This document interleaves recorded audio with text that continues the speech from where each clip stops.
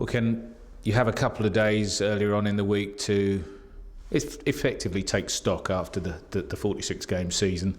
Then the players start to focus on what other managers in playoffs I've heard describe as, a new mini season of 4 teams. Is that the way you look at it?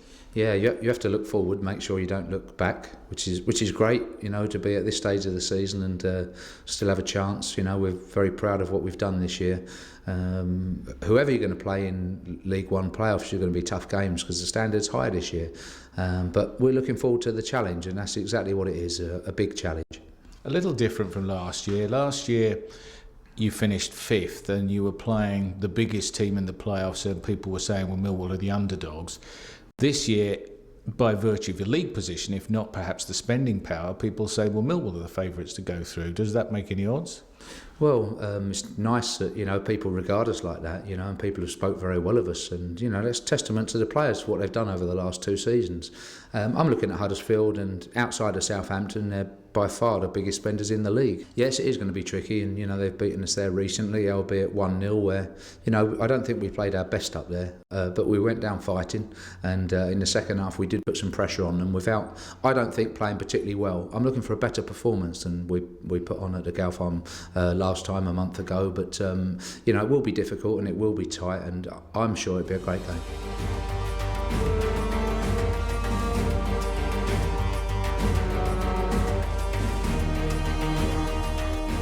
For the 6th time, Millwall sought to win promotion via the playoffs. The previous 5 occasions had all ended in failure, and Millwall would start this time round at the Gale Farm Stadium, Huddersfield, where they'd been beaten just a month earlier in the league. How much would the painful defeat from 12 months previously inspire this Lions side to make Millwall history?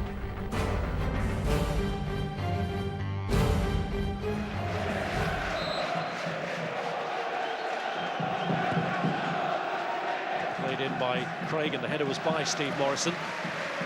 Morrison, who is involved in a non-league playoff semi-final last year with Stevenage, as indeed was his opposite number, Lee Novak, who was playing for Gateshead in the Blue Square North playoff. They did eventually win the final, Novak himself having scored in the semi-final against Southport. Here's Drinkwater. And Roberts did well to bring that under control. It took a deflection, that off Smith, made it awkward for the goalkeeper. And David Ford, who had an awkward moment with a corner here in the league game last month, did well to reach that because it just took a touch off Jack Smith, which made it difficult for him. That's exactly what I was talking about. When Huddersfield get the ball into wide areas, here they are with Gary Robertson. He's right-footed, actually he can play with his left as well, and that's a wicked ball. A little touch, the keeper does superbly well, and then Millwall managed just to smuggle the ball away. But Millwall will struggle if they allow the Huddersfield wide players to get on the ball and supply crosses like that. Harris, who's back in the side today, was among their scorers that day. Steve Morrison actually got his first for the club that day. Looking towards Morrison, away though by Peter Clark. Here's Laird. Smith. Morrison. And Smith has got into a decent position to cross. It's away by Peter Clark. He's a feature of the league game here, actually. Jack Smith looking to break forward from right back. Modern fullbacks, very important they get forward, and he'll continue to try and provide crosses. And it's come here to Jack Smith. Neat layoff it was. Was that a handball? Big appeal. Well, Scott Barron then was absolutely convinced then that his shot struck a Huddersfield hand.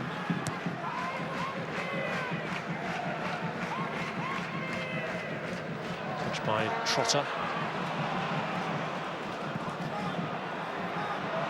Ward having to be careful there, losing out on the bounce to Novak. You can see Rhodes getting forward, but released it early. Just that final ball, the quality not there, but they are willing to chase the ball down. A bit ponderous at the back from Millwall. Very nearly paid a heavy price. Well, one back by Tom Clark, slipped through by Roberts. Chance on here for Novak. Beautifully slid across, and Rhodes somehow blazed it over. There's a fantastic covering tackle here in the end. The question marks about the offside. The linesman doesn't give it. He gets his head up and plays a wonderful square ball. Surely Huddersfield are going to score, but what a tackle. And the centre-half coming back on the cover there, doesn't give the ball up, and that is a timely intervention. That saves a certain goal.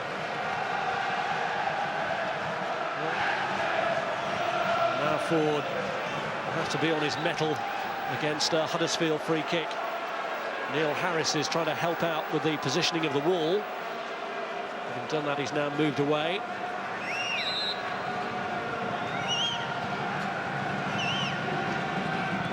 It's Drinkwater! Tried to catch the goalkeeper off guard, but he got across. Well, it's a decent effort. There's not an awful lot of pace on the ball. That just gives David Ford a chance to get across. It looks a very good save, but Drinkwater working the keeper at least.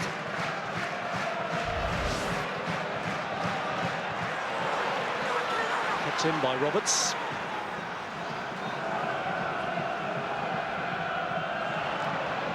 Cleared by Paul Robinson. Harris trying to manoeuvre it away from Roberts, who stuck to his task well, but Barron in there to follow up. And he's done well to get away here. Barron, great run, trip this time, was it? No. Yet again, Scott Barron denied a penalty. Well, the first one was clear-cut. A good look at this one now as the tackle comes in on the next, keeps on his feet to Scott Barron. To me, I'm not sure whether he goes to ground a little bit too easily. The referee in a great position again, twists and turns. There is a clip actually, Peter Clark. Again, it's Peter Clark. He clips at Scott Barron. That looks a stonewall penalty. No wonder Kenny Jackett is furious. Well, twice now Clark has got away with it, and on both occasions up against Scott Barron, and on both occasions the referee seemed to be in a reasonable position to judge. Absolutely, it's down to the referee, and you can see Neil Harris is saying why on earth has that not been given, but Barron again, he's having his say. But it's just that little shake of the hips from Scott Barron. He went away from Peter Clark. He just cuts inside there. There's the clip, that left foot of Peter Clark. That's a penalty. It's a great positive run, driving run into the penalty area, commits defenders. The referee, you can see him there in the shot. He's got a great view. How on earth he's not given that, I'll never know. I feel it's half-time. Tight game, two good teams, very competitive. Both sides seem today to know a lot about each other and cancelled out a little bit. I felt that we defended well and showed good spirit. We perhaps could have done a little bit better going forward, but when you consider the people that we have out who can make a difference in those areas, you know, the lads did very well. I imagine that before the game you wouldn't have been too disappointed with 0-0. No, you're right. I mean, we're still in it, and you know, we need a really big home performance now on Tuesday night to get through. Yeah, it was a big away performance from us. We knew that it was going to be tough coming here. Huddersfield have been very good at home, and you know, come to attack you, and you know what to expect. So you know, it was important that the boys stayed strong. You know, we put in a big Millwall away day performance, and like I say, all it is, it's all to play for now. It's all on one game at the Den, so you know, we take home advantage, but it's still all to play for, so you know, we're not taking anything for granted. The fans, from their point of view, obviously quite a few of them travelled up here today, and again, fantastic support, and it all bodes well for that return trip back to the Den. Yeah, as ever, they made a lot of noise and you know, really drove us on to the draw today. So delighted with the fans, and you know, by the end, it's great to see them happy, and you know, it's everything rolls on to Tuesday night now, where we need a big performance to bring the fans into play again.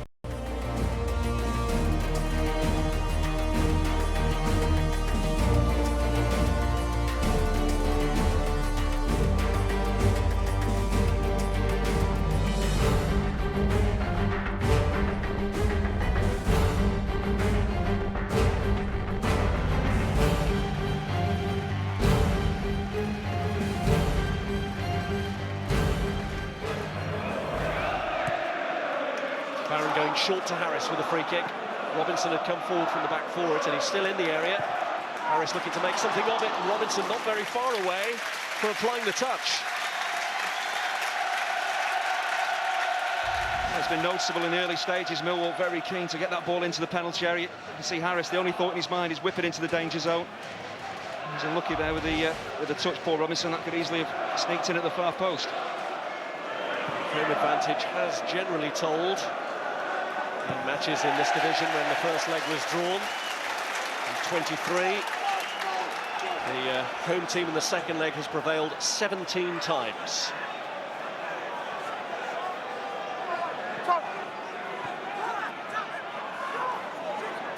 Harris. Abdu looking to hit one! And Smith has had to turn it away. He certainly seemed to strike a Huddersfield defender. It's maybe Peter Clark. It's a spinning ball. Abdu strikes it. Oh, it comes off Morrison. That really shouldn't be a corner.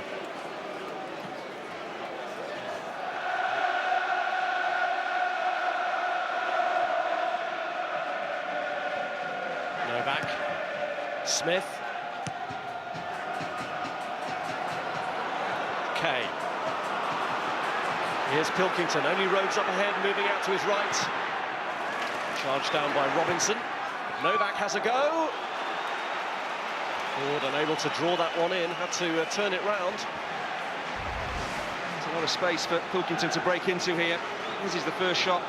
Comes back to Novak, spinning ball again. The keeper really just got his angle slightly wrong. They didn't need to make the save. There have been occasions when Ford has looked a little suspect from corners. He certainly did in the league game at Huddersfield, when he conceded the only goal of the game to Peter Clark, who is in the area for this. It's Pilkington who takes, and Ford did make a bit of a meal of that, but he got it in the end. And at times he does look a little bit nervous. One of those goalkeepers, to me, always thinks he should come for everything. At times you can't really. Should be catching that. You punch that down onto the back of somebody, and it could end up going back behind you and into the net.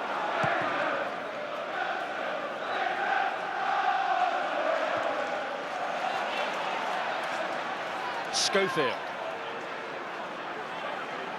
Jack Smith. Left it short for Trotter, and Drinkwater nipped in. It's Craig. Harris looking for the free kick, but it's fallen here for Schofield to pull it across. Morrison! 1-0 Millwall!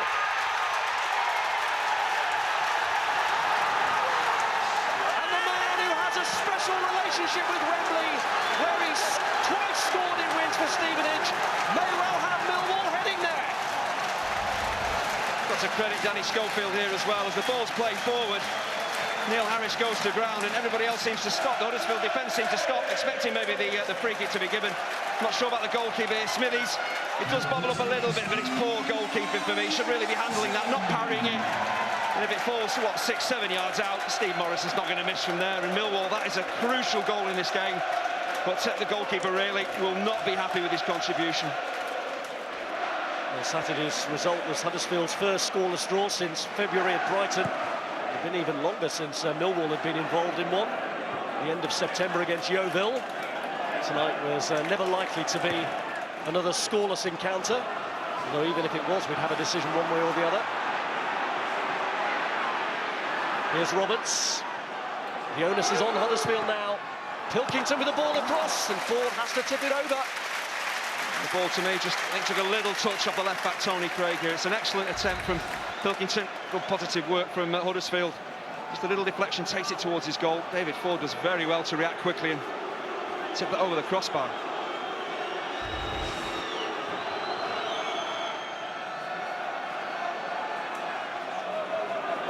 Drinkwater got forward for the throw-in but couldn't connect with it. Anthony Kay. That's it up for him. Cleared by Robinson. Rhodes, as he caught by a stray boot from Robinson. Smith. And Morrison there to it first. And gallops onto the loose ball. Schofield's free. And Smith arrived and hits it wide. End-to-end stuff. Great work against Steve Morrison. He's a goal scorer, but he's a creator as well, and doesn't give up a lost cause, gets his head up.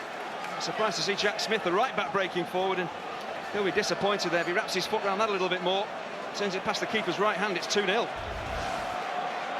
he's only scored once for the club since his arrival from Swindon, who released him a year ago.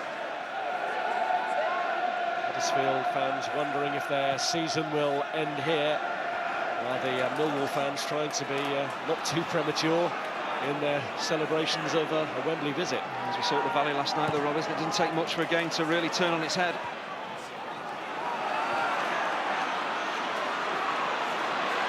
Here's Barron.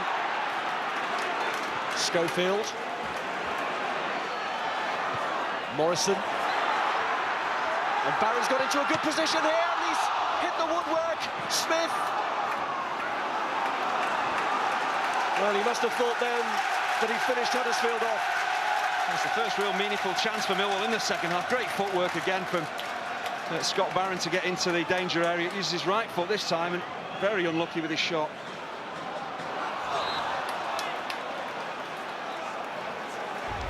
Well, the Huddersfield defenders are very nervy when Scott Barron's in possession. We saw it in the first leg. He can twist and turn with the ball at his feet. Does brilliantly to get into the danger area. Goes for the near post. So unlucky. into the final 10 minutes, and Millwall really turning up the pressure now. They're looking to get this game finished off.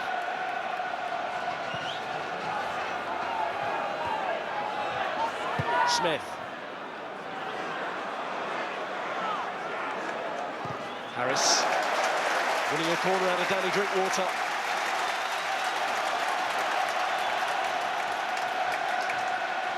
Well, they are almost there. But at 1-0, the lead very precarious, and how they would love the comfort of a second goal. I'm sure they all watched the Swindon-Charlton game last night. They'll be taking nothing for granted just yet.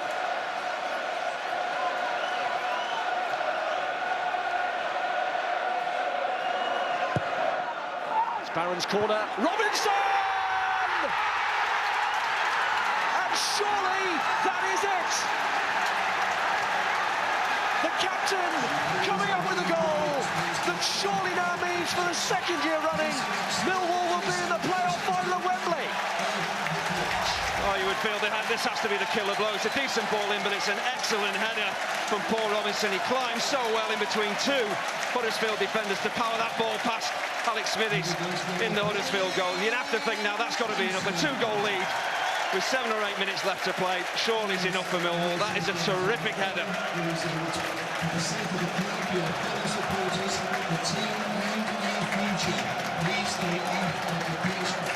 Well, you can see the delight all around on the pitch and off it. And they will be hoping for a better finale this year on May the 29th. Alexander straight into the thick of it and has a go from the angle. Well, he's claiming the touch, but no corner given. It's the perfect time to come on, isn't it? Your team 2-0 up, only a couple of minutes left to play. You might as well take a chance, and very tight angle. Just smashes it goalwards, and there was a touch there. It should have been a corner. Really, they've just had no luck in this game. They've not played particularly well, and I think even Lee Clark will say that his team is not performing well. Probably deservedly beaten by Millwall. Final whistle's coming. And Millwall are back at Wembley for the second year running.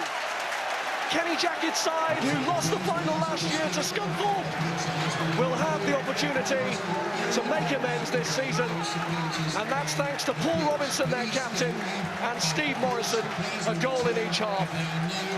Jubilant fans flood the pitch on a night when they've put the hangover of last season behind them and ensured that they will be back.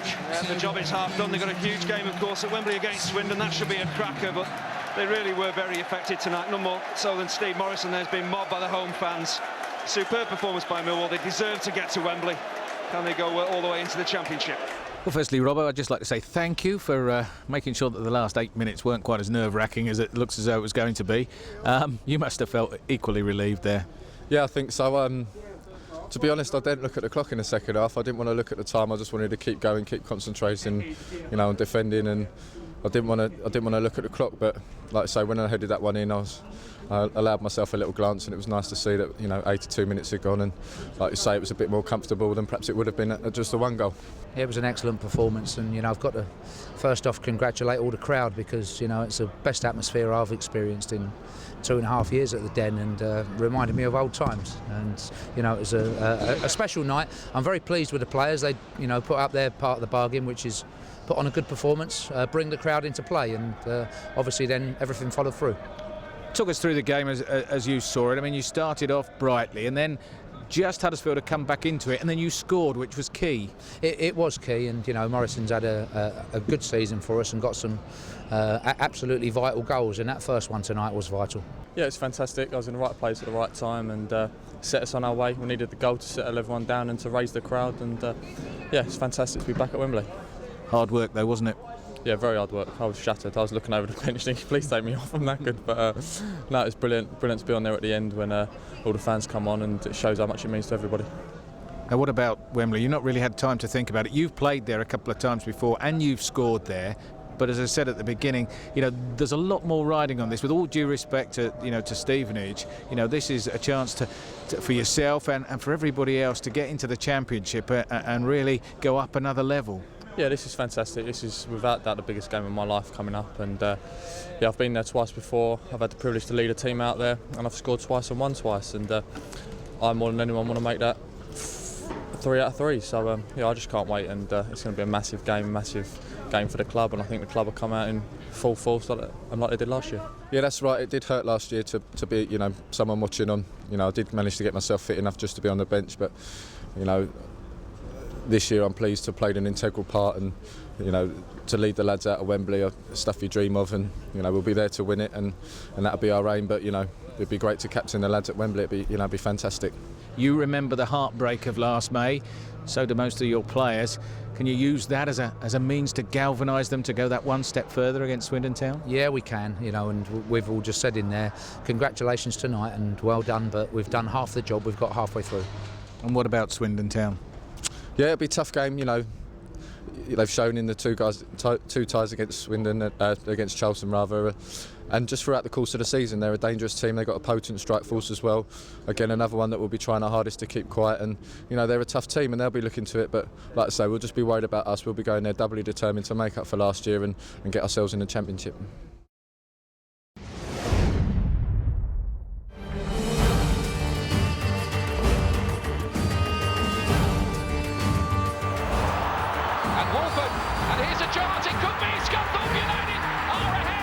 Alexander tries an instinctive volley. Oh, what a goal that is! Martin plays this one. Alexander again. That's 2. Not to Hooper, but Sparrow with a wonderful opportunity. Surely must equalise, and does. Hackett raiding, good-looking ball in. Alexander. Oh, how did he miss that one for the hat-trick? Sparrow plays it back in there. Hayes' shot was blocked. Wolfern, yes. Scunthorpe United lead by 3 goals to 2. Can Millwall pull this round again in this topsy-turvy game? Harris! Flagstone down to a topsy-turvy dramatic game. One of the best playoff finals you will ever see. Ends with Scunthorpe going back to the second tier, and poor Gary Alexander, who scored a quite breathtaking goal, then another one, but missed an absolute sitter. It's heartbreak for him. And you feel so sorry for Millwall and all their supporters here.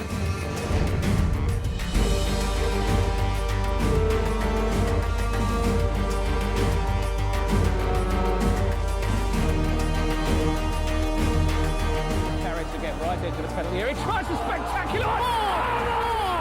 What a screamer from Neil Harris! Harris looking for the free kick, but it's fallen here for Schofield to pull it across. Morrison! 1-0 Millwall! Barron's corner, Robinson! And surely that is it!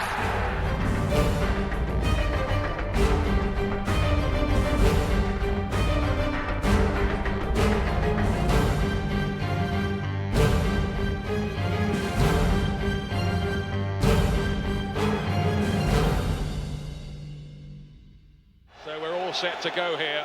Feel the nerves in the Wembley tunnel.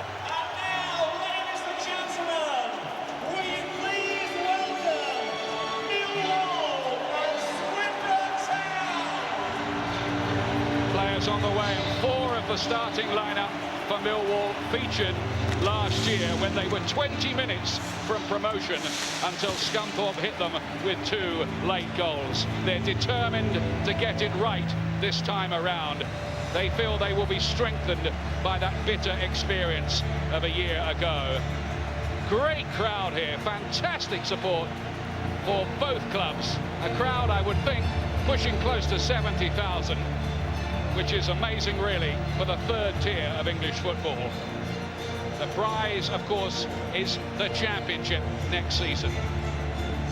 Swindon was 16-1 to be promoted at the start of the season. Some of the bookies had them as 5-2, close to being favourites to go down into the basement. They never lose at Wembley, Swindon, and Millwall so far have never won here, but all those records are due to be changed sometime. Millwall know that, they believe that. Players being introduced to Greg Clark, chairman of the Football League, Nick Robinson from the Football League sponsors Coca-Cola, and a nice touch to Private Stephen Weller from 19 Tank Transporters, all part of the Football League's support of Help for Heroes.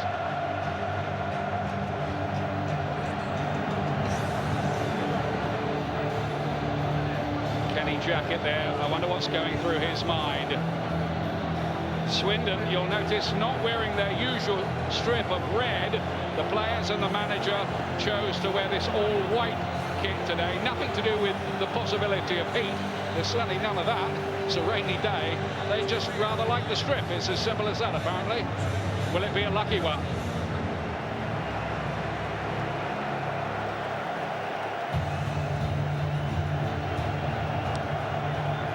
Tremendous win for Swindon at the Valley when they looked down and out, really down to 10 men. But Kenny Jackett here, he's done a great job, hasn't he, with Millwall, 2 seasons running.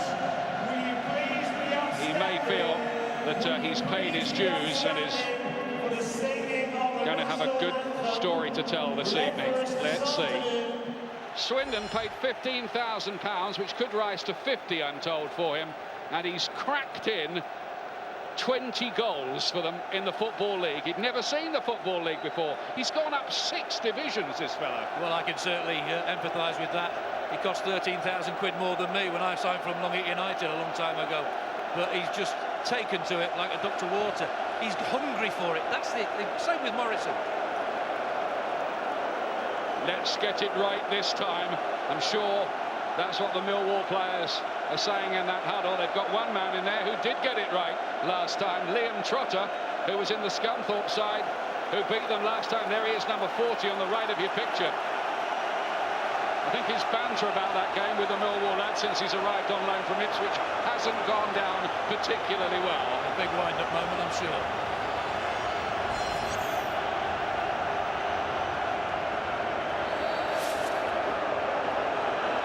Millwall wearing their usual blue kit, a change strip for Swindon by choice of all white today, even though their fans, of course, are bedecked in the club's usual red. I'll tell you what, they can wear pink with yellow spots. Look like Mr. Blobby. If they win this game, the fans won't mind at all. Absolutely. Barron pushed a right back today. Outside to Bat, who's been brought into the side, I'm told, for his pace. We wondered if he might be replacing Neil Harris in attack today, but with Jack Smith injured, there's been a reshuffle. Bat starts on the right. He could switch with Schofield, who switched to the left today, having played on the right in the semi-final win over Huddersfield Town. 6 minutes gone. Millwall were behind last year by this time. Now the cross is well grabbed by Ford. It's Ward who is making the run down the left-hand side. A young man from Bolton Wanderers. He's on loan. Fancies himself to get a chance in the Premier League next season. Could be his last game for Swindon, but he's scored in the last 4 games for them. He scored that vital goal, didn't he? Charlton took it very, very coolly indeed. We're okay this time. Good movement from Harris. Well, he goes alone. He had Schofield in acres of space there, Harris. Yeah, he tried to catch the goalkeeper unawares. Everybody thought he was going to cross it. Gets in a really good area. Well, it's played. Oh, that's very close again. So tight. And you see he's got options in the box. Checks and goes for the audacious. But he's got a lot of really good options further far post. Here comes the Millwall corner kick. Very strong side, Millwall. Huddersfield couldn't really make too much of them in the semi-final. Here's Schofield. They've had problems keeping their wide men fit just lately, Millwall. They're glad to have Schofield back in action. Oh, the shot was missed by Robinson, who stayed forward from the back there. Little flick on by him. Harris was looking to pick up the pieces. Not this time. Well, he's furious. He's convinced it was a corner. But again, it's good pressure. They win the ball. They get the second ball. Total miss kick there. They don't defend it very well, Swindon. And again, the header's won. A little flick here. Nobody picks him up, and he didn't look to come off Harris, but he was straight away pointing for the corner. There he gets it. Deflection there, difficult for the linesman and the referee to give it any other way there. Morrison, lovely little flick on with the head to Harris. And those two linking well, almost a telepathic understanding. Sheehan gets it away. It might have fallen for Schofield. The flag's gone up anyway. I think it might have been for a push in the back there. But again, you see the combination of Morrison and Harris. Oh, there's Harris as well, just reverses it, doesn't try to pick anybody out, just puts it in a really good area. And there, the assistant sees a little clip there, flag goes straight up. Darren Wall with a header away from Millwall. We're asking most of the questions. Schofield in behind. Morrison, can he get the shot away? It's a chip. It's a glorious looking chip, but it's just too high. Well, what a fantastic effort this is.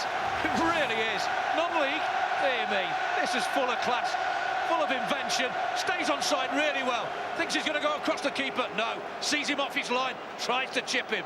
I think this is the right thing to do. It's a cute angle, and you see Lucas isn't sure, is he? Just lands on top of his net. That's really quality class play from Morrison. Here's Sheehan. Good looking ball in that one. Nobody was really sure where that one was ending up as well, and Jean-Francois come forward from the back. When it's whipped in with this quality, this pace, very difficult to defend and very difficult to attack sometimes, as we saw there. Just too much on it.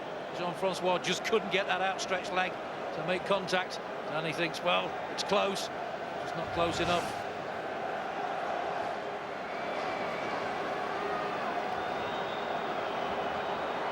Here comes the Millwall corner. Robinson's forward. He scored with a header in the semi against Huddersfield Town. It's not going to reach him. Douglas got in the way for Swindon.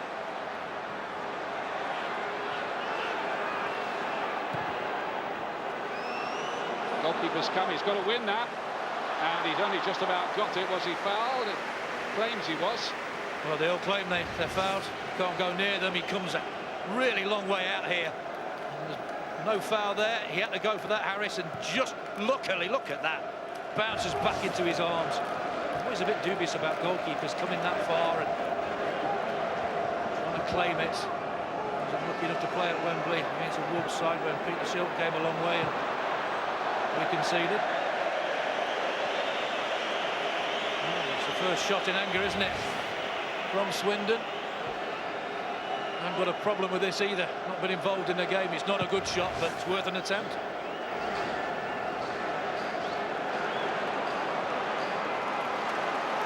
He's back. Trotters in there. It's an own goal from Amankwa, but the flag is up. The flag is up here. It is not going to count. Millwall protest. It won't matter. And what a relief that is for Kevin Amankwa. How's your luck? How is your luck? The assistant's flag went straight up, and it's been up quite a few times in this first half so far. And there's the ball laid out. Again, Harris involved, lays it off. And there's the ball coming in, and there, offside. And there's the own goal. It's a cracking header, but there's the flag straight up, and the ball's played in. He's in an offside position. Goalkeeper knows about these playoff finals. He won with Sheffield Wednesday, lost with Preston against Bolton. Ferry here. Now Sheehan, almost invited to shoot, and does so. Well, we've already waxed lyrical about that left foot of his. You can't afford to back off like Millwall did there and allow him time to go into that space and get his shot away. Look, nobody comes towards him. Settles himself. Again, goes for too much power. There's one option they have is switching young Ward up top, up front. I think to give them a little more pace and movement on that night anyway. It's impressive, didn't he? Now, something for Millwall maybe here. Morrison will take the corner. Problem he tried to pull it back was that Harris had gone into an offside position. Didn't want to play it across the goal.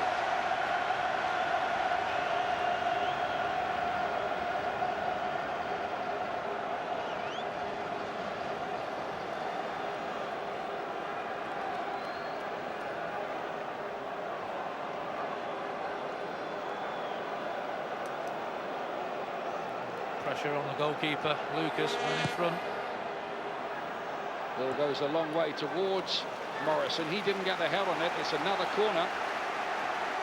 It's just pressure, pressure, pressure, isn't it, at the moment? So far they've dealt with it. How much longer can they do it if it's this intense? And there we tell the story again. Nothing for Swindon. Well on top. There's the corner kick. It goes a long way in there, and surely a goal. It is by Robinson. He did it in the semi-final. Now he's done it in the final, and Millwall ahead with one of their longest-serving stalwarts, Paul Robinson. Well, we said how much longer can they hold out with this sort of pressure? Not very long. This is where they've been strong. Not balls delivered in there. They've won most of the balls in the air. This time they don't win it, but Robinson's on hand. It was a flick off a Swindon head here. There, doesn't matter. The quality was that good, and Robinson. Well, look at this for a finish. There, doesn't come off a Millwall head. He gets a bit of luck, hits its midriff. He's in the right place, right time. Gets luck. That's not luck. Still has to finish it. Finishes it with aplomb, just like a striker. But they deserve it. The pressure's been intense. And Swindon have struggled to cope with it, and this time the bridge is breached. Is Sheehan for Swindon. Douglas. Now Ward. And if there'll come a point where they might switch him into a striker's role, Ward. Douglas. This is better from Swindon at the start of the half. Much more like it. McGovern. Nice movement. Ferry's there. And Ward was there too, and Robinson nicked it away. You can just hear the Swindon fans feeling that, can't you? And that move started progressing. Swindon fans realised their team had come out better this second half.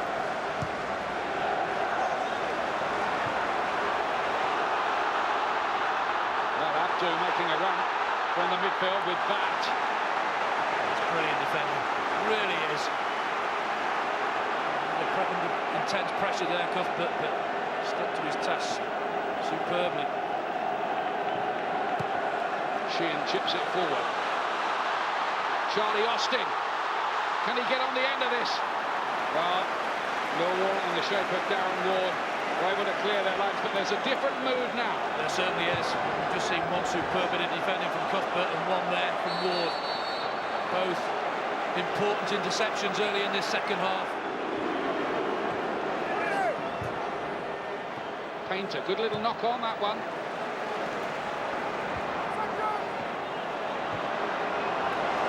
One for Morrison to chase. Up against Cuthbert. It's Morrison. Good burst of pace. Well, again, you've got to admire Cuthbert. Desire to stay on his feet. That was terrific from Morrison. You watch when he picks this ball up. One thing in his mind, I am going to get in that box. There, the acceleration, he does get in the box. One touch there allows Cuthbert just to get that challenge in. Good work by the defender there. He's done that twice in this second half. Timed his tackle perfectly. It's the Millwall corner. Morrison! Scrambled away by Swindon Town. Again, the quality that's coming in the Swindon box is causing all sorts of problems. We saw from the goal in the first half, here we see it again. Get the head on it again. They don't get the second ball this time, but the threat is constant. Here's Harris. Schofield, good run. Beaten away by the legs of the goalkeeper, Lucas.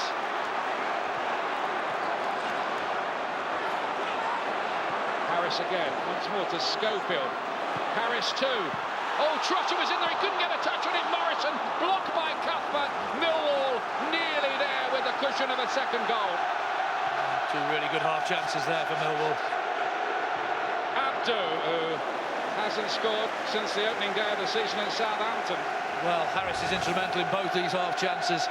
There's the ball played in, goes for the return again. And there, not offside, comes off the goalkeeper. This time they get a little bit of luck, Swindon. But there's the one again. He's instrumental, takes some really good positions, and this is a terrific run, isn't it? Goes for the near post, nothing else on, and that is a decent save. Another test for the well-organised Millwall defence.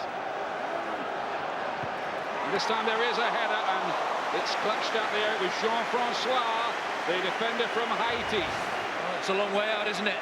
Anybody gets a touch in front of Ford, they're in trouble, but just slightly behind him. It's a decent header. Anybody gets a touch there, but luckily for them, goes straight through the gap. And comfortable for Ford in the end.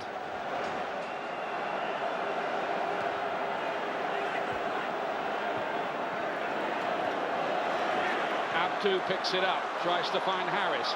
Here's Morrison. Great run. Morrison couldn't finish it. Unlike him, the shot. Well, does everything right, doesn't he? They all back off him, and his final shot, a weak one.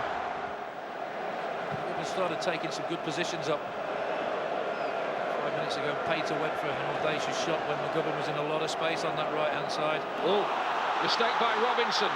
Austin, big moment here for Swindon! Oh, and he's missed it! Charlie Austin lets Millwall and Paul Robinson in particular off the hook.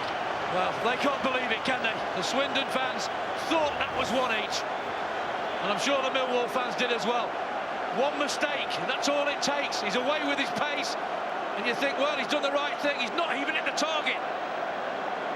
Makes his mind up, goes for that. He's way, way wide. You have to do better than that. But one-on-one is the most difficult chance to take. You're thinking as a striker, what do I do? Do I curl it round him? Do I smash it low? You have to make your mind up. He seemed to, but the quality just wasn't there at that vital time. How big a moment might that turn out to be? The brakes on here, led by Liam Trotter. He's got Harris to his left. Here he is. Harris looking to be clever and curl one. And it didn't look the worst effort either. He can be clever.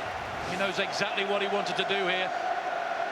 It's about making your mind up quickly, and he does that. Just a check inside, sees that far corner, goes for it.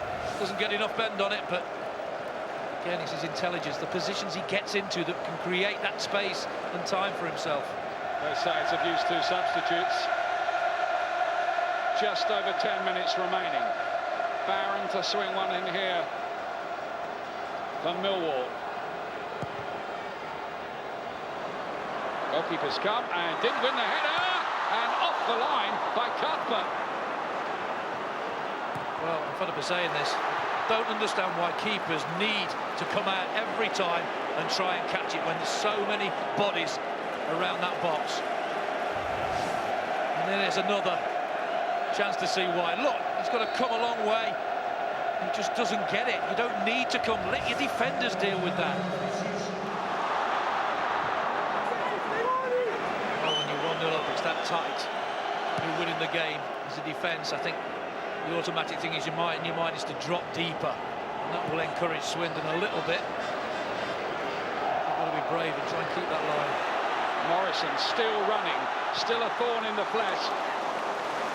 Well, he looks fit as a fiddle, doesn't he? Still prepared to get in the channels, do those yards. Now look at the concentration. Good first touch. Accelerates away, nothing else on. Again, backs himself. Well, in these playoffs, Millwall kept a clean sheet in both legs against Huddersfield. So far, they're keeping a clean sheet today. There's over 4 hours of football. They just have to do it now for another 8 minutes, and they're in the Championship next season. Speaks volumes for the back four, but it's the whole team. They defend from the front. Onside, Morrison. Harris dragging himself into the middle. Morrison still going. Couldn't quite finish it. Saved by Lucas and denied. But now it's Hackett. Drives it across. Comes off Derby, who didn't know where it had gone. It actually went for a corner. Well, Morrison's involved in everything at the moment, isn't he? He's the one still full of running. When the ball's played, the assistant says, yeah, onside. Again, it's a tight one. Checks really well here, then toe pokes it with the outside of his right foot. Can't finish it. It's down to seconds now, up towards Pericard. Ward tries to win it. Still, Swindon straining every sinew. Amankwa. Douglas couldn't get it. Austin! Oh, the goalkeeper just about claws it clear. What a nasty heart in the mouth moment for Millwall that was. Wasn't it just? They back off here. Good first touch. He slips at a vital moment. And look at Ford there. You think that's routine. Nerves. Know how close they are. But there's still a Swindon corner. What drama here late on. Curled in away by Morrison. It wasn't a great corner. Cut up by the first defender, almost criminal, really. It's over! Millwall are back in the Championship! Last year's heartache turns to joy.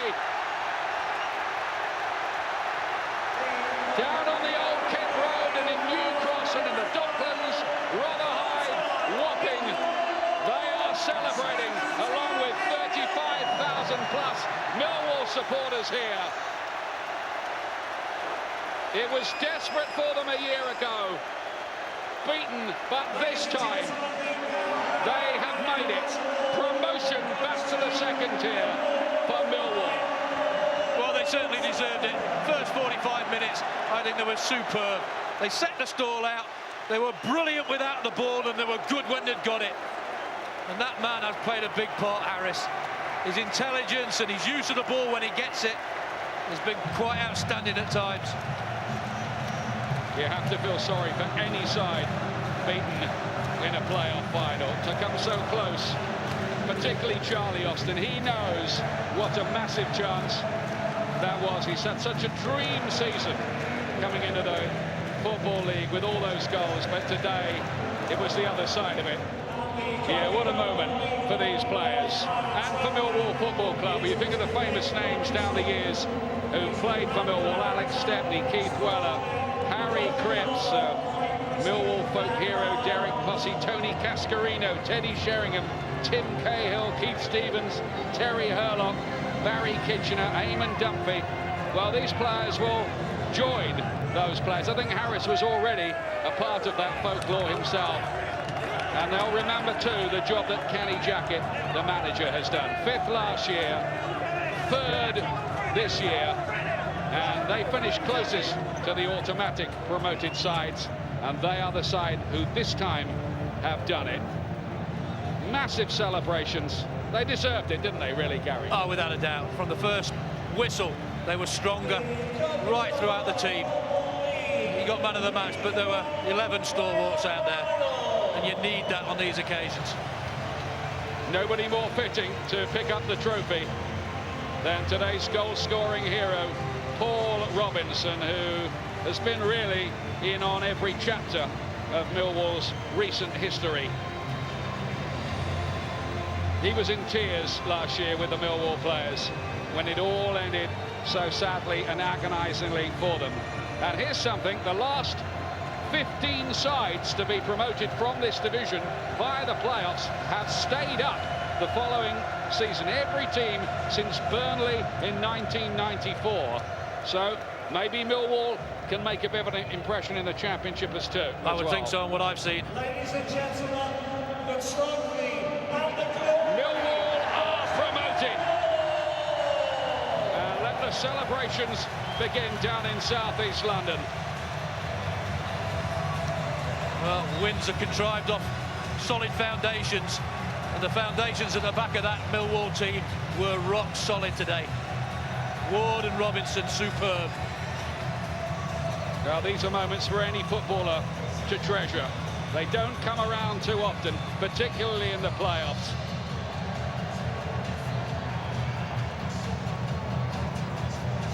They took the lead and they held on to it in rock-solid fashion, bar that one big chance for Charlie Austin. And he is enjoying it as much as the fans, maybe more.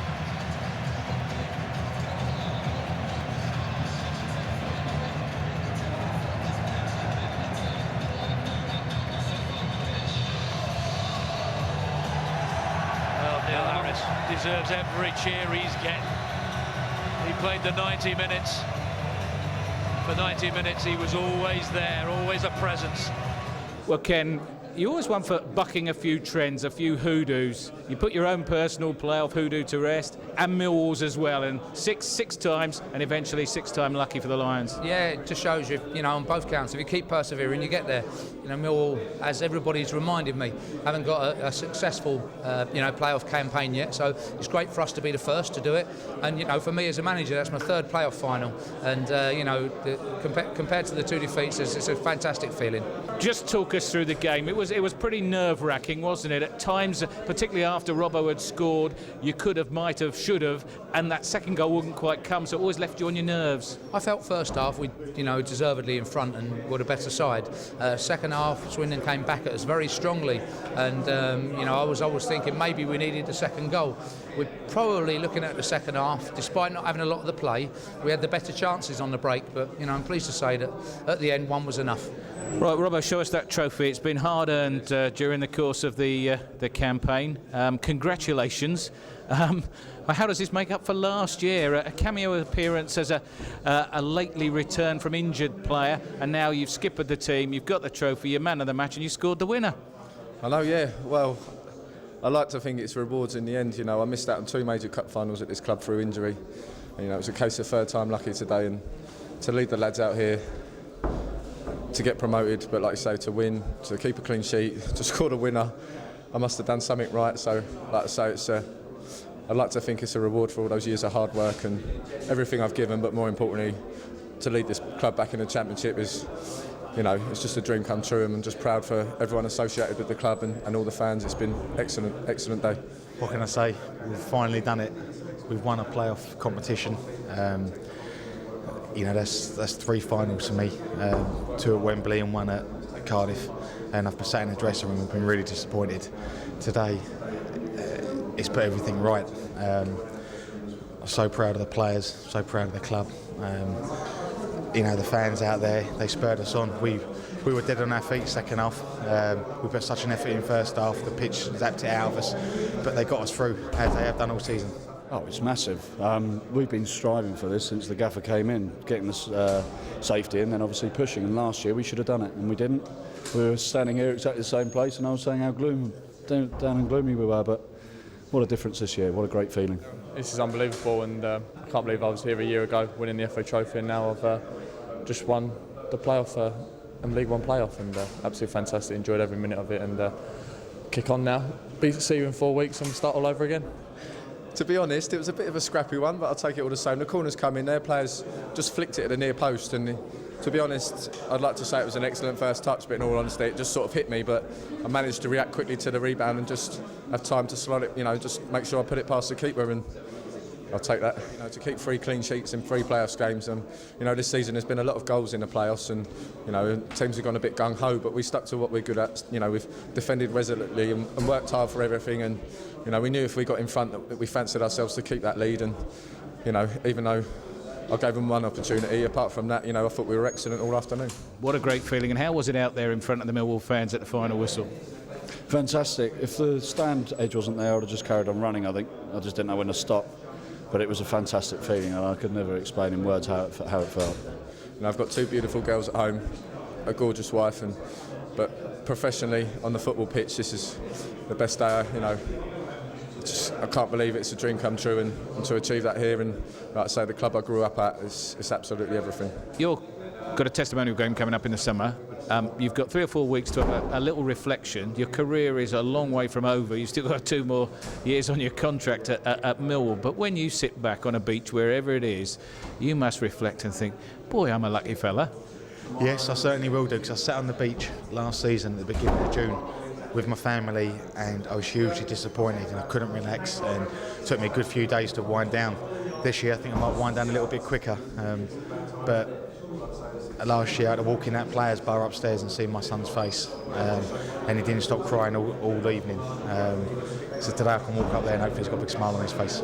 I'm sure you'll allow yourself a couple of beers and put your feet up for maybe 2 or 3 days, but I understand with yourself and the chairman, the planning has already started and can now kick on for the Championship next season. Yeah, it'll need to, but it's good planning. It's nice planning. It's nice to be able to do that with something positive. We have to look very, very quickly at what we need, because I've worked very hard to get out of League One as a manager, and Millwall as a club have worked hard, over the last couple of seasons, and I've got to say, out of the form over 2 years, we deserve it as well. But we haven't put all that in to come straight back down and go back without a whimper. We want to go there and be competitive, and that's our next challenge.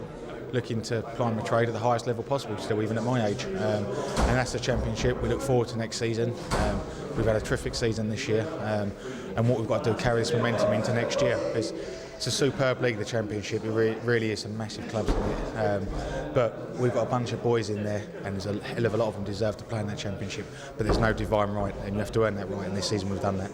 Can't wait, looking forward to it. You want to play against better teams, you want to pit yourself against better players, and that's what we've got to look forward to now for the next 5 weeks. It'd be great. Like I say, I was there at the bad times when we got relegated, and to go back there now, I think we're an ambitious ambitious team. We've got an ambitious manager, and we want to progress and we want to improve. And the way to do that's to play against better teams at a high level, and that's our opportunity now. And we've got to make sure we make the most of it. Perhaps for the first time in a long time, you'll actually be relishing. You'll be kicking your heels, waiting to get back to pre-season. We will be. That's it. We've got just over 4 weeks off, and last year didn't seem like long at all. This year, we'll take a well-earned break. We deserve it. But the fixtures will be out halfway through the summer, and then we're back to business. And finally, you've been very, very praiseworthy of the fans during the course of the season. What a day for them. Yeah, it is, and I keep saying to the players that if you perform and bring those fans into play, it is like a 12th man, and it's true, and we did it today. If you don't perform, they won't come into play. They're fantastic once you get it going, and it's a responsibility that the players have taken on board and taken well this year. And in terms of support, it's just second to none. The amount of noise is fantastic. I know that was a fantastic, well-attended game today, and rightly so, but if you get 10,000 in at the Den, it feels like 20,000 when they're going, and that's a terrific tool to have as a manager.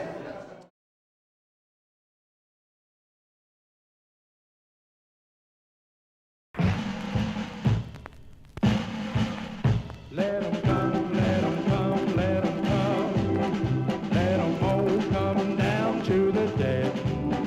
Let 'em come, let 'em come, let 'em come. We'll only have to beat 'em again. It's the best team in London, no, the best team of all. Everybody knows us, we're called Millwall. Let 'em come, let 'em come, let 'em come. Let 'em all come down to the Den. It's Saturday in Coldblow Lane, we've all come down to cheer.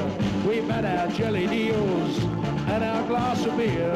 Come rain or shine, all the time our families will bring. And as the Lions run on the pitch, everyone will sing. Let 'em come, let 'em come, let 'em come. Let 'em all come down to the Den. Let 'em come, let 'em come, let 'em come. We'll only have to beat 'em again. It's the best team in London, no, the best team of all. Everybody knows us, we're called Millwall. Let 'em come, let 'em come, let 'em come. Let 'em all come down to the Den. It's Saturday in Coldblow Lane, we've all come down to cheer. We've had our jelly deals and our glass of beer. Come rain or shine, all the time our families will bring. And as the Lions run on the pitch, everyone will sing. Let 'em come, let 'em come, let 'em come. Let 'em all come down to the Den. Let 'em come, let 'em come, let 'em come. We'll only have to beat 'em again. It's the best team in London, no, the best team of all. Everybody knows us, we're called Millwall. Let 'em come, let 'em come, let 'em come. Let 'em all come down to the Den. It's Saturday in Coldblow Lane, we've all come down to cheer. We've had our jelly deals and our glass of beer. Come rain or shine, all the time our families will bring. And as the Lions run on the pitch, everyone will sing. Let 'em come, let 'em come, let 'em come. Let 'em all come down to the Den. Let 'em come, let 'em come, let 'em come. We'll only have to beat 'em again. It's the best team in London, no, the best team of all. Everybody knows us, we're called Millwall. Let 'em come, let 'em come, let 'em come. Let 'em all come down to the Den.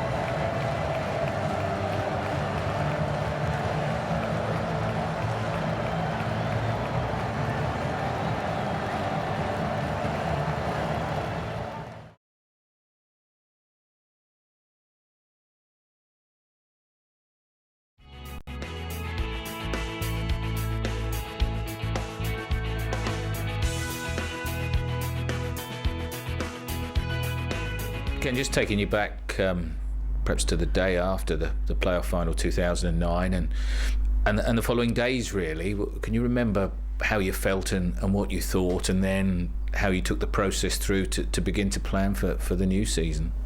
Yeah, my first thoughts were of disappointment of losing, and it hurts and it stings when you lose any game, but you lose a big game like we did against Scunthorpe. But after that, I didn't want to throw away the good work that we'd done. We'd had a very good season. We'd finished 5th. It was a great improvement on the year before. We got 82 points, and we got to a playoff final. So there's great strides. We'd had a good season and we had a lot to build on. I wanted to make sure that everybody at the club actually saw it as a stepping stone to where we want to go, and not necessarily a pinnacle that we were going to fall away from. And our start of our season, how we trained in pre-season, our overall attitude, and most importantly the attitude of my players towards that next season was important. And they're the things that filled my thoughts, and mainly how we were going to build on what overall was a very good season, and make sure that we didn't let things fall away. You'd already made one signing before the final. That was Steve Morrison, proved to be a key. But what was you thinking about how you would need to try and further strengthen the squad before the transfer window closed in August?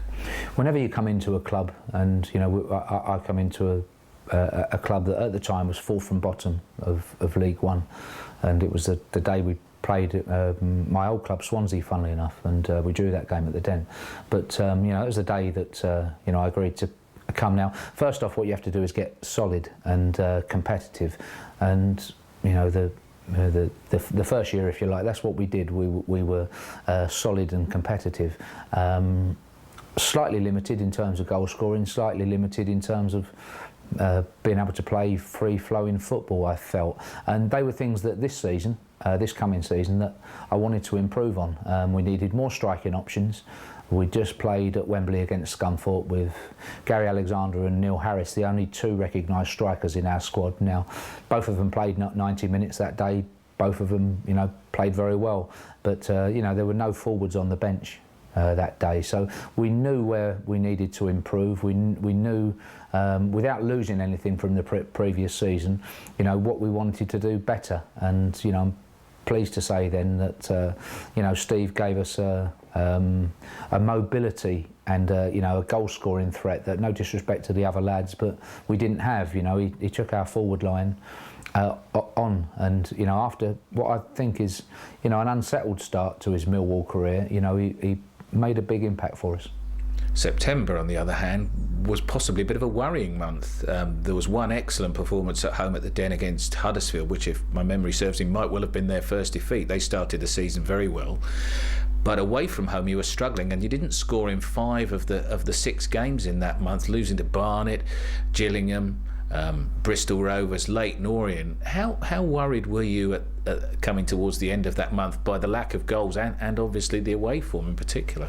Yeah, the performances I don't think were very good. We did hit a height, I felt, against Huddersfield, beating them 3-1 and beating them quite comfortably. It was a very good day for us, but generally the performances weren't that encouraging. They certainly weren't of a nature that I had any sort of optimism that we would get promoted. And several injuries really hampered us. I mean, we played for quite some time without any centre halves really, and no disrespect to Jack Smith, but he did well. But in the games you're talking about, he played centre half. I mean, we started off with a centre half pairing of Smith and Frampton, and both are recognised fullbacks and very good players. So we knew that we needed to start through the middle of the pitch and get stronger and get more solid. Now, some of that was waiting for people to come back, and the likes of Paul Robinson, after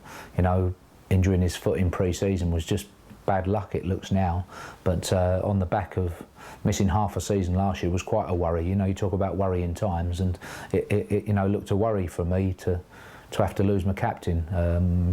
Last season we played half a season without him, and we had Craig and Whitbread at centre half, and we did fantastic as a team to keep going and do what we did without him. But I was certainly looking for him to come back and make a big impact. And you know, through that time, through September, you know, his injury was a worry, because, you know, I worried for the future. We missed him at the time, but you know, I worried obviously for, you know, for the future. I'm pleased to say that, you know, he came through it, and but as a team, we needed to get stronger. We needed to get more solid through, you know, through the middle of the pitch, and in particular at the back, to give us a solid base. The goals didn't necessarily come, but you know, we weren't competitive enough and strong enough to start with. And you know, you can only go from one base to another, and that was where we needed to start. Well, October started, I believe. I mean, it was when you were struggling to score goals, perhaps a Tranmere side who were really, really struggling to come to the Den, and you brought James Henry back in on loan. He got a hat-trick that day, and in a sense, I'm sure you'll look at lots of little turning points during the course of the season, but to score 5 in that game probably just gave everybody that little boost and that little confidence rush that they needed.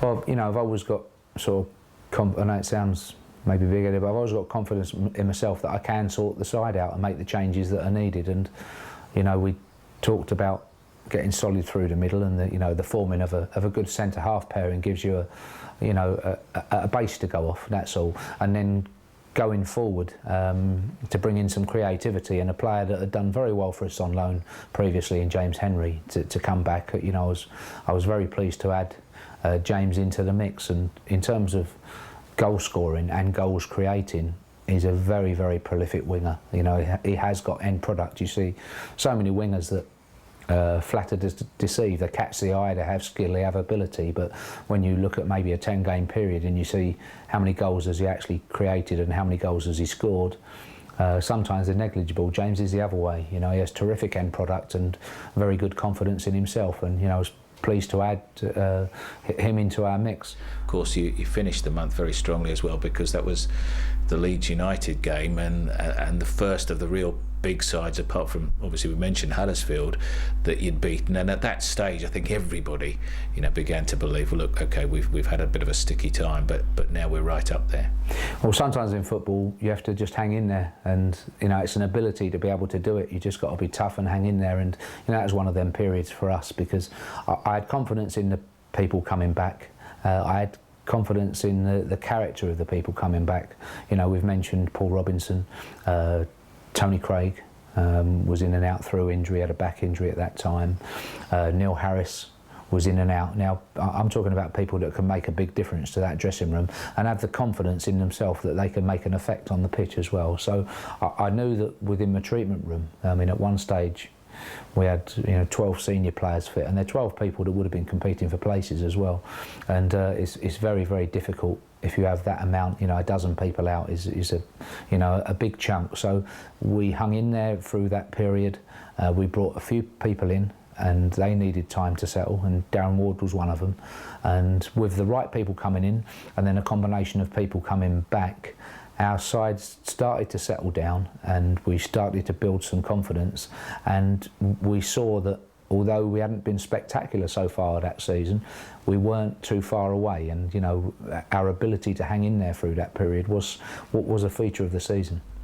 November was a strange month. A lot of cup ties involved there, Wimbledon and a couple of games against Staines, of course, but you got yourselves up into the top 6 again, and more or less maintained it. But perhaps another key defining moment was the 1st of December, the MK Dons game at the Den, 2-0 up, pulled back to 2-2, seemed to be 2 points being dropped at home, and then Steve Morrison popped up in injury time with that goal. He hadn't scored too many up to that point in spite of the contribution he'd been making, but that seemed to get him off and running, and of course the result was all important. Yeah, it was, but some great games there at the Den this season, and that was one of them.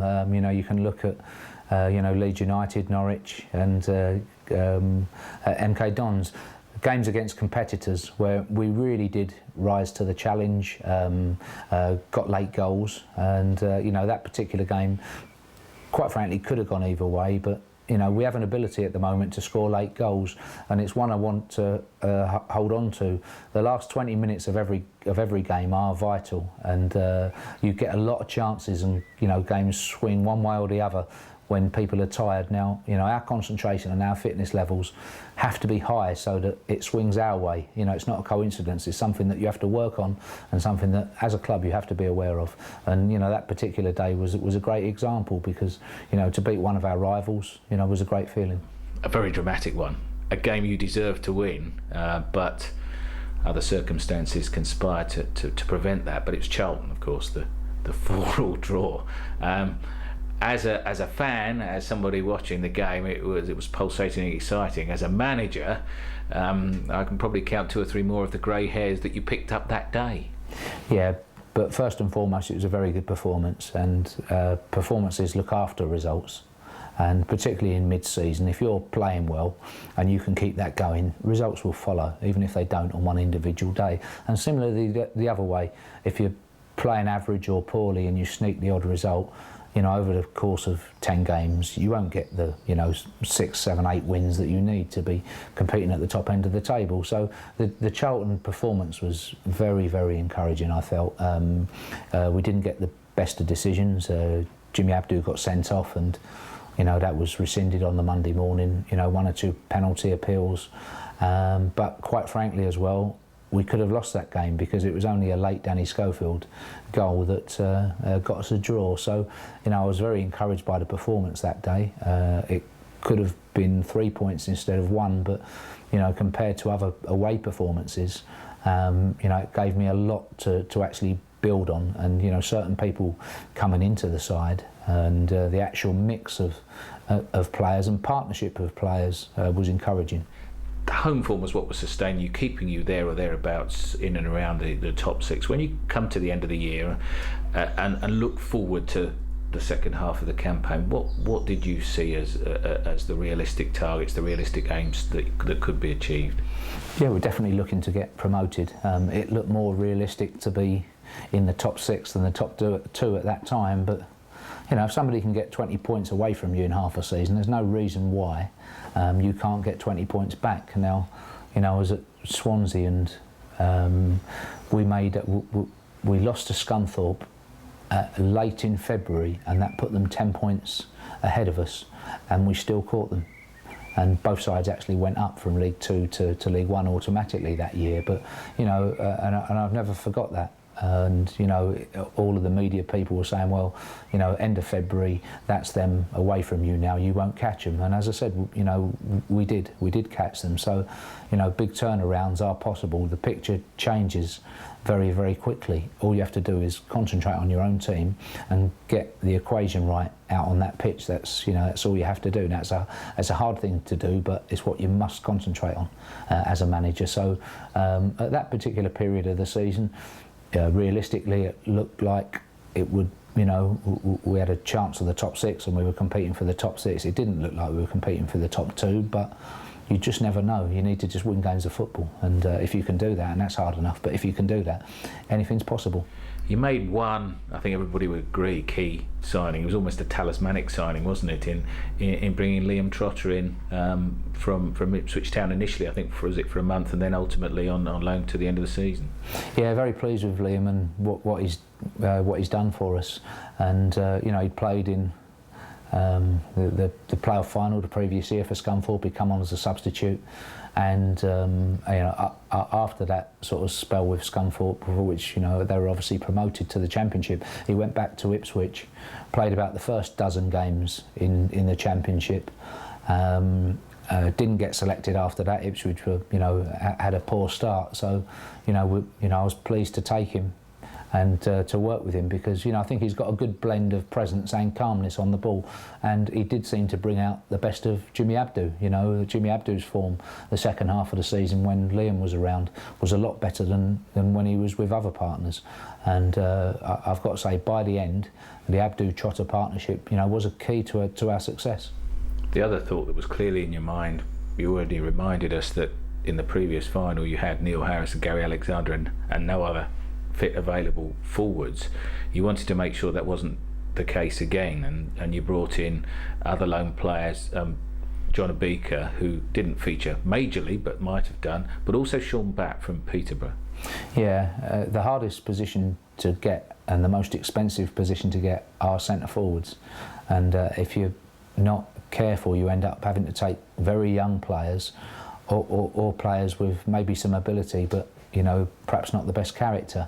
You really have to do your homework on centre forwards, and you know, I didn't want to get caught out having no options, because you know, centre forwards change all of the time, and you know, if you look at most of the substitutions in the Sunday paper, you know, people sub their forwards, whether it's to just bring fresh legs to hold on to a game, or whether it's to make a substitution to come back into it. And you know, we needed more options. John was a young player, had been a youth player at Spurs, who you know, gave us good options. Sean was different, coming from Peterborough reserves. He mainly had a non-league background, and you know, we saw a rawness in him that would go very well with Steve Morrison, you know, and that proved to be the case. Although if you look back at, you know, Sean's contribution, he's very rarely played 90 minutes for us. He's dovetailed well with, you know, the likes of Neil Harris and Gary Alexander, and has been a compliment to them as well, where maybe playing against two centre forwards, let's say mainly our front pairing has been, you know, Morrison and Harris.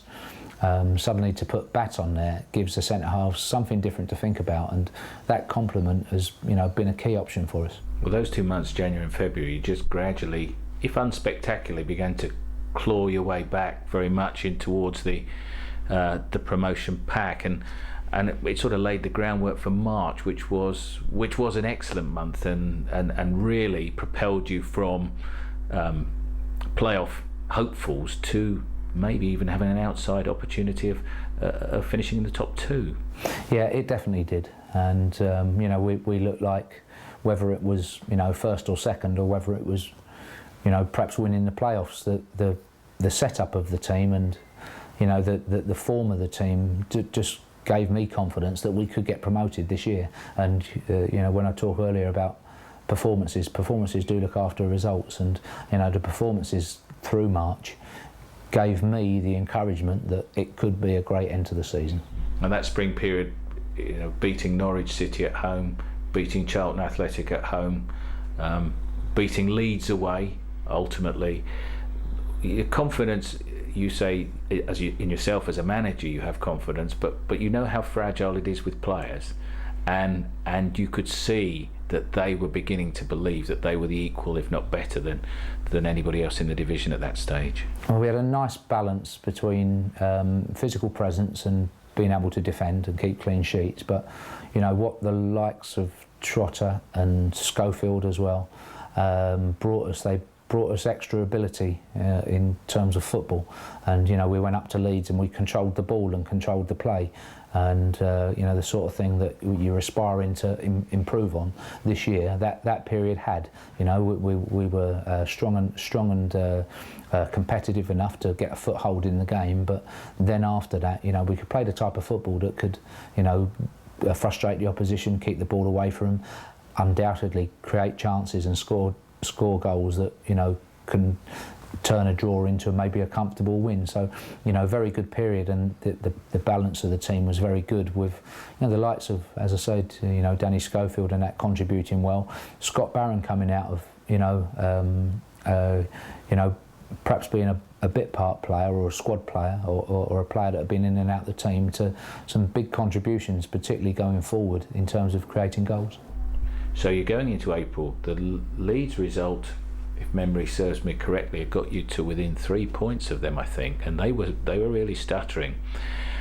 And you would have hoped in April that you could have kicked on, but that was the first month for perhaps 3 or 4 where just a tad of inconsistency began to creep in. Okay, Brentford played very well to take 2 points off you at the Den, but they were below par displays at Yeovil and at Huddersfield just at the time when you really wanted that consistency to be maintained. Yeah, we lost 1 or 2 players through injury. Alan Dunn went out of the team, and you know, Jack Smith came in with no games in 3 months, and it took Jack a couple of games to get back to the form that he was in earlier in the season, and he did achieve that, but as I said, you know, it took him a couple of games. There were 1 or 2 people who I felt at that time were running on empty as well, necessarily carrying injuries, but were injuries waiting to happen. You know, Liam Trotter, probably his longest consistent run of games, was, you know, feeling his hamstrings on an almost daily basis, and you knew that, you know, I knew that sooner or later he would need a spell out, or he would break down. Chris Hackett was similar with, you know, a back. So the team looked like it lacked energy. It needed some changes, definitely. And you know, you do have those periods, unfortunately, you know, where it just looked as if it had gone from full of energy and sparkling to suddenly a few people were running on empty, and you know, that was the case. And you know, during that, again, you need to stick in there in those times and work, and you know, make sure that the people coming in are up to speed and are ready. But you know, slight bit of a transitional period through April. So you went into quite a surreal final day, in which 5 teams, any one of 5 teams, could have gone up. You weren't in pole position any longer, but it was absolutely vital that, should the opportunity arise, that your team hadn't passed it up. Yeah, and we responded well after, you know, a disappointing performance at Tranmere. We played really well at home to Swindon, we did, and you know, that encouraged me and gave me a good feeling. I didn't really think that, you know, Bristol Rovers would get anything at Leeds United. I thought Leeds United would win, and you know, they were in the driving seat. So I thought that was favourite, but you never know in football, and you have to keep up your part of the bargain and see where it falls. I wasn't surprised though by the end of the game to hear that, you know, Leeds had won and had, you know, beat us by a point to second place. I was though encouraged by the performance and the reaction of the players after a poor display at Tranmere. We played very well at Swindon, at home to Swindon. So you finished the season in 3rd spot. It's deja vu. You're into the lottery of the playoffs. You've got a 1 in 4 chance of winning promotion. Your record in the playoffs, the club's record in the playoffs, wasn't the best. What was your feeling about Huddersfield Town in the semi-final? Well, I thought that Huddersfield, with the money they've spent, if you look at, you know, Southampton probably being the outstanding team in terms of transfer fees, Huddersfield follow them, you know, a close second, and they'd invested heavily in transfer fees in their forward line. I didn't think necessarily that they would be able to hold us at the back, or they were outstanding. But if we could stop their front 4, if we could stop Drinkwater in central midfield, I think we could negate them. Then I always had confidence that we could be able to score goals against them. Having the second game was an advantage to me, to be able to, you know, come back to the Den to do whatever we needed to do, and I knew the type of atmosphere, the confidence the players had back at the Den would be a key one. So, you know, for us to be able to go up to the Gale Farm and do a job, and then bring them back to the Den was always the game plan. The game away at Huddersfield was incredibly frustrating. I didn't, as a manager, want to start, you know, getting myself into trouble, or, you know, dragging the club through the mud, because it's an image that we're trying to get away from. You know, at Millwall now we want to be competitive, and we want to play good, entertaining, attacking football, and, you know, excite our crowd. But, you know, we don't want to be involved in FA hearings or, you know, disciplinary procedures. So, you know, after the Huddersfield game, you know, we all had to hold our tongue, to be honest with you, because, you know, it was a poor display by the referee, and there were 2 very poor decisions. And, you know, when you put the DVD on after, and the Sky people are, you know, quite clearly calling both of them penalties, you know, there was a sense of injustice by myself. But, you know, on the other hand, after the game, I knew that there's nothing we could do about it. It is something that happens in football. You do tend to think that it only happens to you at the time, but it's not true. It happens right the way through, and it is part of football that you have to take. You know, I wrote a strong letter to, you know, everyone concerned, you know, about that particular performance.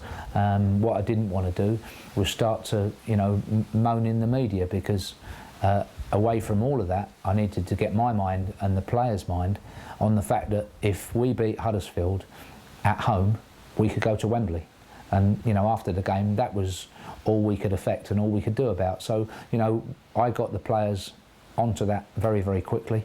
Straight after the game, not to be moaning about the penalty decisions.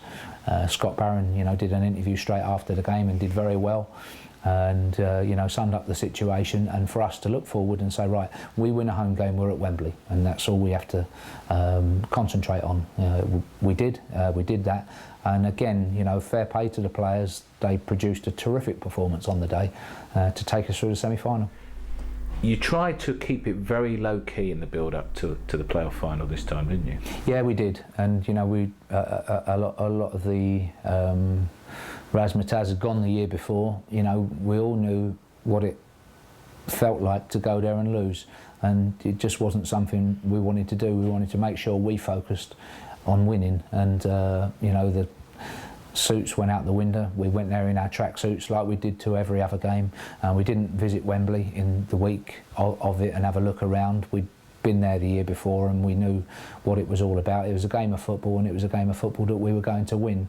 And the fact that the game was actually 3 o'clock on a Saturday gave us a chance to try to keep it as normal a week as possible in terms of our routine and our structure.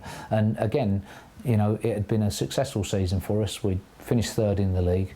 We've got 85 points, so that routine had seen us through a long period of time and seen us be successful.